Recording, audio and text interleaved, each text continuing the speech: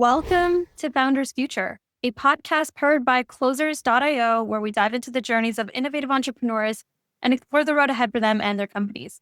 I'm your host, Mishal Saeed, and in each episode, we uncover the stories behind impactful ventures, the challenges faced along the way, and the strategies driving their future growth.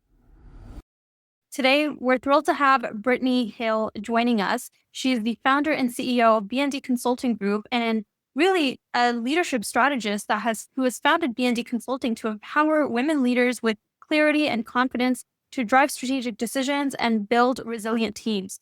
She blends executive coaching with strategic advisory to create authentic, value-driven cultures that boost productivity and impact. We'll explore her founding story, really how B&D Consulting is transforming leadership and what the vision looks like for scaling this dynamic firm. So I'm going to pass the mic over to you, Brittany. Welcome to Founders Future. Thank you so much. It's so great to be here with you. I love this podcast. Yes, we're so excited. I want to start from the beginning. Take us down memory lane. What inspired you to launch B&D Consulting? What specific gap or challenge within the leadership and consulting space started that aha moment? Absolutely. So I started my career in securities litigation, and from there, I moved into being a litigator, the thing I said I'd never do in law school. And over time, I realized through my legal practice, especially when I was trying cases, I don't know if anyone listening has ever been to jury duty, but there's always this gap between what a juror said and how they operated.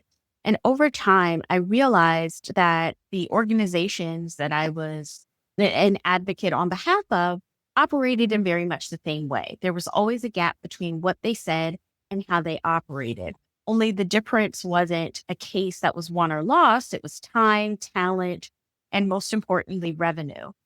And I became really fascinated with this gap and ways to close the gap such that leaders could manage their reputational risk, they could mitigate risk, and they could really close the space between people, operations, and performance in a way to grow their organizations. And that's how I came up with B&D.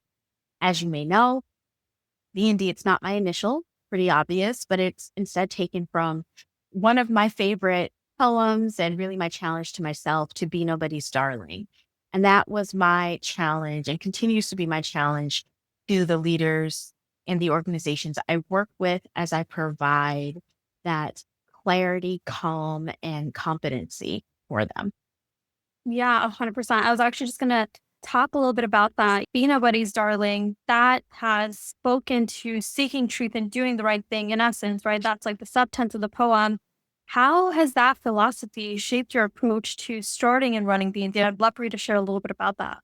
Absolutely. So it shaped my approach because, again, through the process, when I was litigating cases, very often it takes years before a case is actually in the courtroom. And throughout what's called the discovery process, you really unpack. It's almost like design thinking, right? Where you start with the end and then you look back at all the potential obstacles. Similarly, I started with the end where I'm showing up in court, but then I'm having to unpack all of the decisions that inevitably led to getting into court. And very often, no one wants to speak to the attorneys until after the bad decisions are made.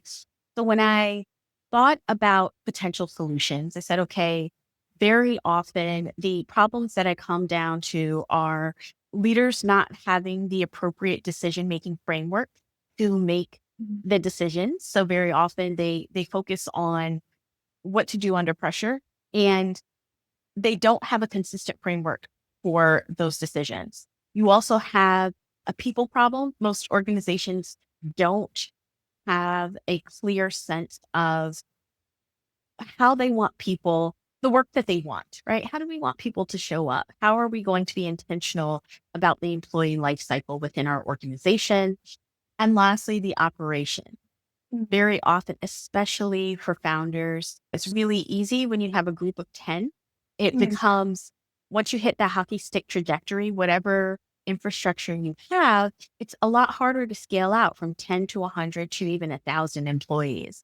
And so I decided that I was going to provide the frameworks, provide the systems, and provide the strategy necessary for these organizations to expand and to grow in a way that was a little less fractured, a lot less expensive, and much more strategic.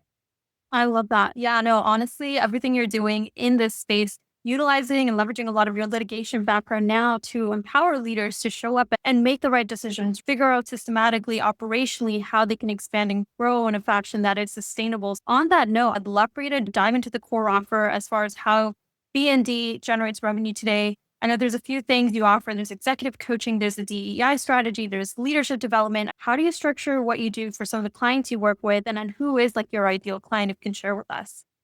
Yeah, so I'll take you just over the journey because again, it's an iterative process, Yeah. right? I started my business at a time where there was a ton of DEI focus. And over time, I realized that, okay, doing a workshop is cool. That's great, but that's an hour of someone's time. And that is not necessarily impacting their behavior. And so I said, okay, a workshop's not a silver bullet. Like, so what do we do? And that's really where I, again, came back to this is about decision making. So, how do we create decisions? How do we create within an organization systems that override the internal systems that we use to make decisions about who's competent, who's capable of partnerships that are going to generate revenue, the verticals within the organization that are going to generate revenue. How do we do that? And so I went from doing these one off workshops that were impactful for the hour or the hour and a half that I was there, and impactful maybe for a day or so after. But every time I came back 3 months, 6 months, a year later to say, hey, what's going on? How are things going? People would say, oh, yeah, I remember this one thing, but then I forgot. Then I got stressed out and I didn't know what to do. And so that's when I realized I needed to expand. So the core offering is essentially it's a three-tiered system, and it really solely depends on what the organization needs at that time, how they perceive themselves. So it's anything from providing fractional executive alignment and fractional leadership. And that's really been a growth to say, okay, I need to actually embed myself within the organization, provide executive leadership and help leaders do some influence coaching, some power mapping in that space. There's the second tier, which is again mostly for remote teams that are seeking to improve their operational flow. They need some structure, they need some cross functional collaboration support. And that's really for the people who need to focus on operations and risk optimization. And then the last part, this is really where the operational system is there. There's a little bit of structure, but they just need more support on the people systems and performance enablement group. And this is for groups who have really high turnover. They need something that's going to boost engagement. Perhaps they're dealing with a return to office strategy. They're trying to evaluate whether that's right for their business. Yeah. And those are the three core offerings. Love that. So as far as really where you're seeing a lot of that demand for your business, there's three different offers here. Are you seeing more of that influx for demand for the tier one, tier two, tier three? What's been your perspective on that? Yeah, and continuing with the B&D theme, the executive offering, that's the belief, right? Now the navigation is really the operations space, and then diligence is again that people space. I find that at this point, there's so much more of a demand for the fractional executive support. People want me coming in as their chief strategy officer, their chief operating officer, and really helping them develop a change management, a communication strategy, and really just helping their leadership align and determine how they're going to make decisions. Well, that's oddly enough, and I'm starting to see that throughout the market as well, that there's a lot of demand for fractional executives because one, it gives you exposure to high level talent without that budgetary commitment. And it gives you a taste of how these people operate, right? So sometimes these fractional roles turn into full time roles. But for people who I've seen a lot of fractional executives who've just been burned out from their industry, whether they were startups or nonprofits or whatever it is. And this allows them to drop in with their parachute, upskill the teams, and then move on. Yeah. And for myself, it's been a joy because I've had exposure to so many different industries and I'm able to borrow from some of these industries to create bespoke solutions. Yeah, 100%. That's just what I was about to say is now you have that exposure to so many different industries. You're able to apply a lot of those ideas from like versatility standpoint into the next organization you go through. Is something I actually wanted to get your thoughts on was we've had a lot of fractional guests on our podcast. And oftentimes that idea of having to customize, tailor, bespoke solution, it's not always the most scalable approach when it comes to productizing your Right. offer. What's your perspective there? How are you thinking about evolving and scaling to where you can start to create more of a sustainable fulfillment system? I'd love to get your thoughts on that. Yeah, so that's a great question because that's the good and bad thing about being that unicorn, right? It's that I bring a cross-sector fluency that's really rare. Legal, nonprofit, tech, and operational acumen. Yeah. And the great thing about that is I can build trust fast and I can move strategy into execution. The not so great thing about that is that I haven't been able to successfully clone myself, nor have I seen that being an offering elsewhere. Yeah. So there's a few different ways that we have gone about it. I'm actually in the process of building out an AI model that we're going to white label to a number of organizations, a Brittany bot, if you will. But what it does, yeah, but what it does, is it's able to, using a proprietary methodology, we're able to assess kind of the pain points within an organization because despite or maybe because of the exposure to a number of industries, been able to identify the commonalities. Say, okay, here are the metrics for success, and here's where we need to go.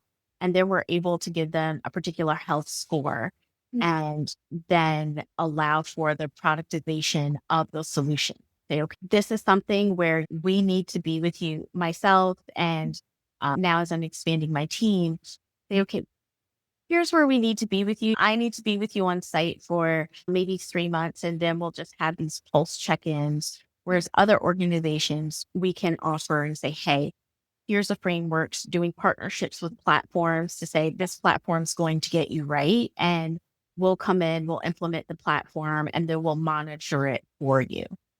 Yeah, incredible. Yeah, I love the fact that you're thinking a lot about this on the forefront, especially because in your space.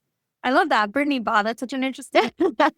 Well, yeah, no, really finding out the commonalities, as you said, finding those friction points on some of those segments that you've assessed through the industries that you've been exposed to, and building a model to where it can be replicated and sustained across so many different domains. Now, building on that, I'd love for you to share a little bit about the client acquisition model you have in place, more on the lead gen side. How are you generating leads right now, whether it's paid ads, social, organic, referrals? What's been working best for you on that front? It's definitely been social and referrals. And I know for so many founders, smaller businesses, especially service oriented businesses, there's that frustration of saying, okay, how do I scale that out? How do I scale out a referral system? And so for me, it's been social. Being able to borrow audiences has been a critical part of that success to drop in and offer a tidbit of expertise. I've done some speed coaching with other groups at certain conferences, say, hey, for 7 minutes, let's have a conversation and I can give you a sense of what I think is going on. And that's been that amuse bouche, that taste of what's going on.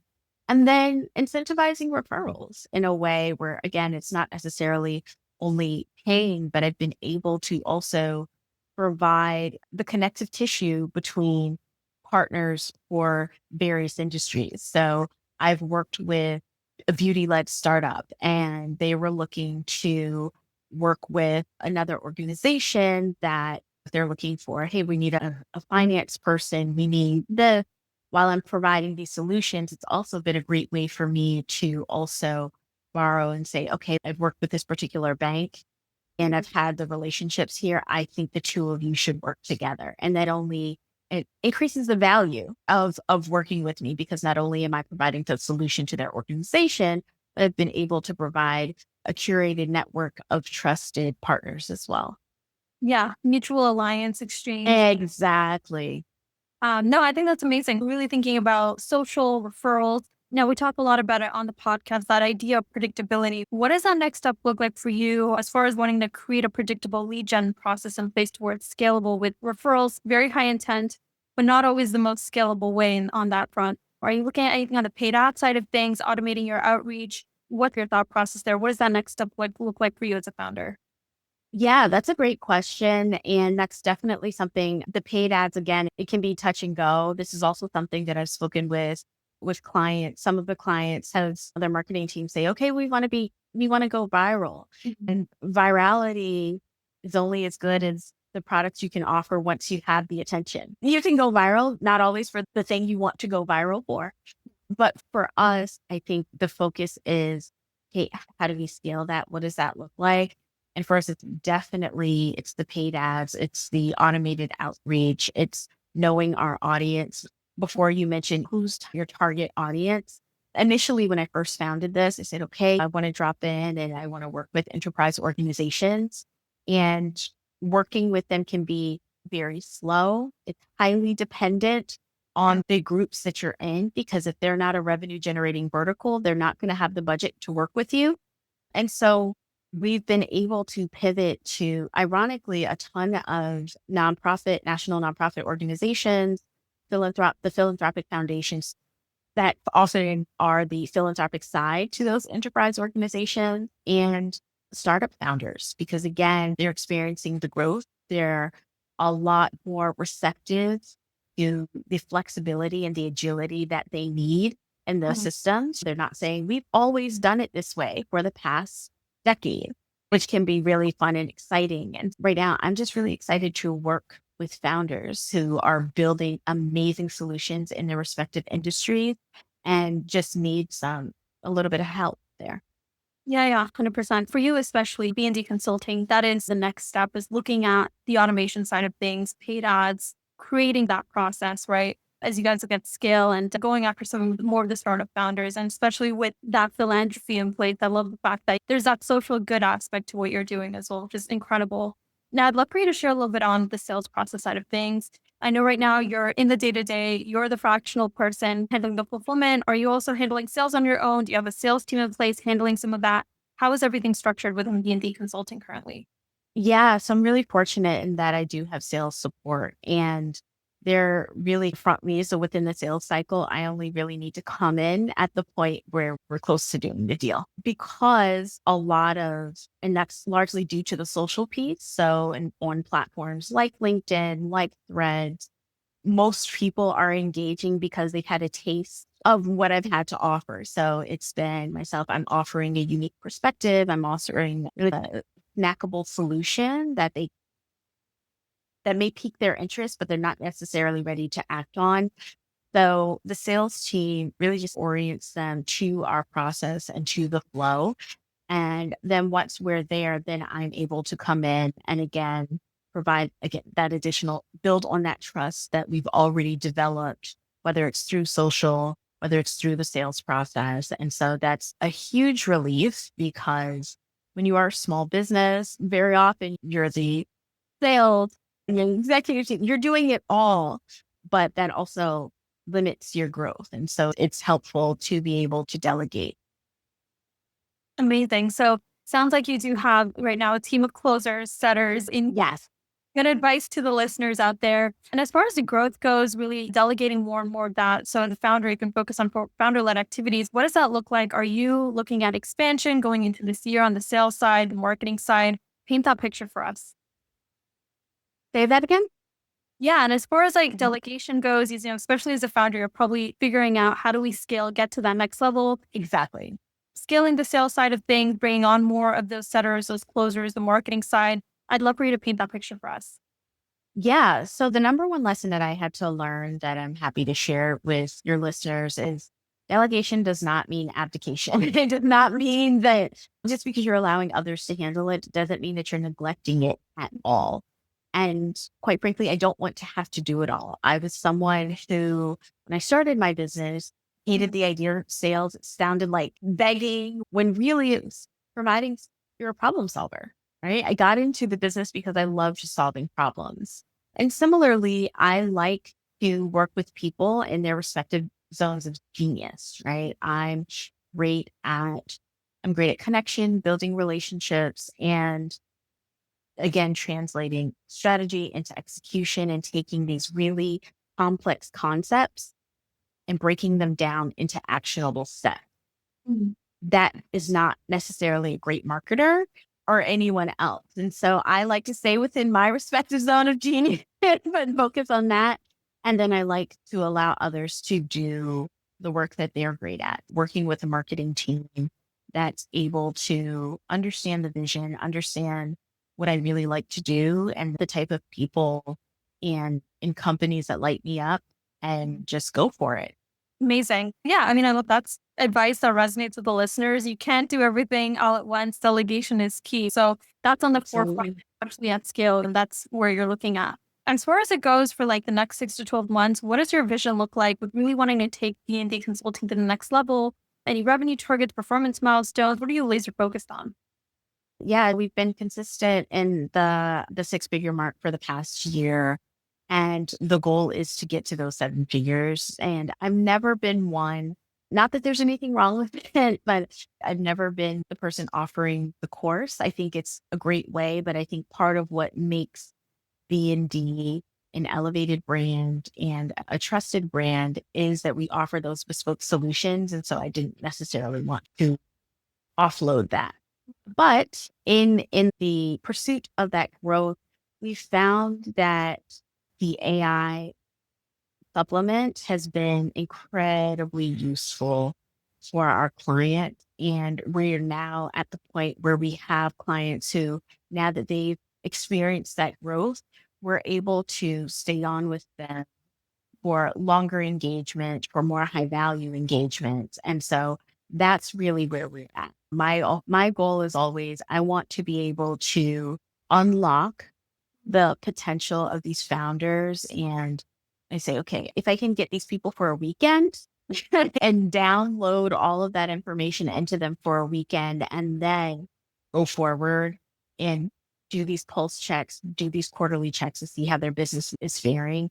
That's what I'm excited to do. So we're excited to take the show on the road and be able to offer more of these bespoke, intimate spaces for these founders to really do the thing that they can't do every day, which is to say, I don't know.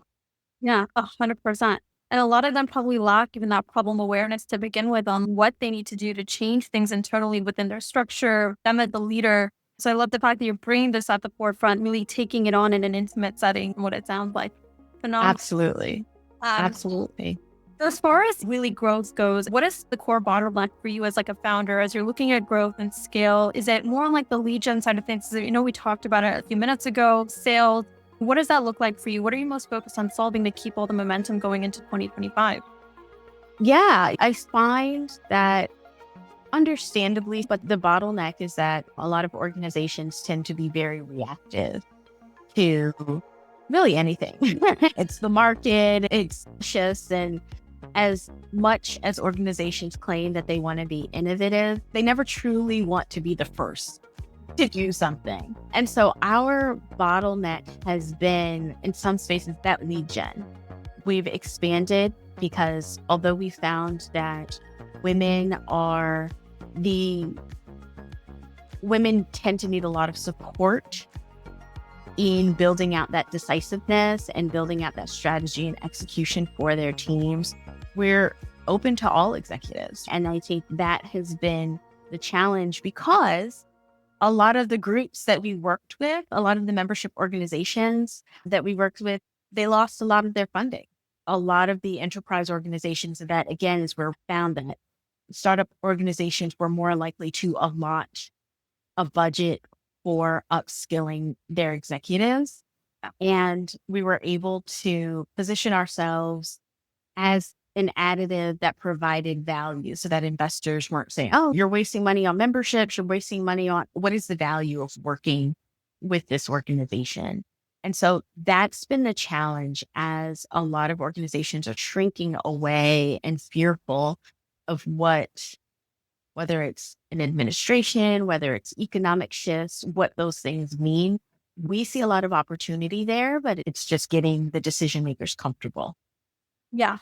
I think a lot of that then probably is maybe on the sales side of things is really like that top of funnel awareness, right? And the messaging is so key to where you can then start to position yourselves as filling in that gap, right? And the messaging is so clear, especially if you're going after like a target ICP, figuring that part out.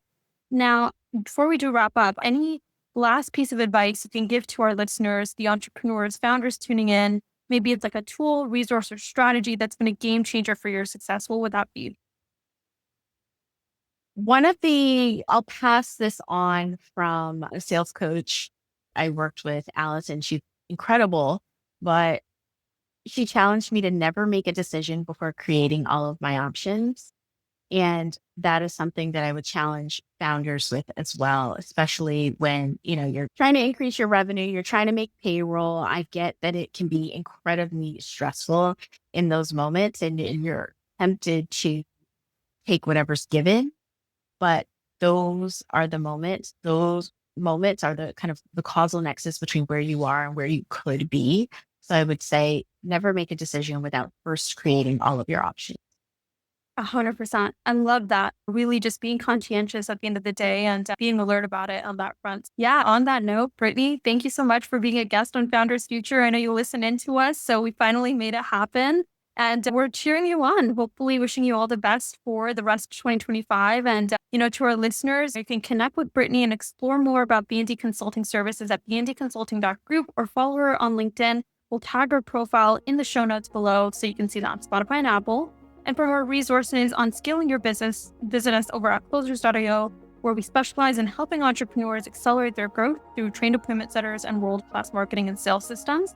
And of course, don't forget to subscribe to Founders Future wherever you listen to your favorite podcasts. Until then, everyone, keep climbing, and we'll see you all in the next one.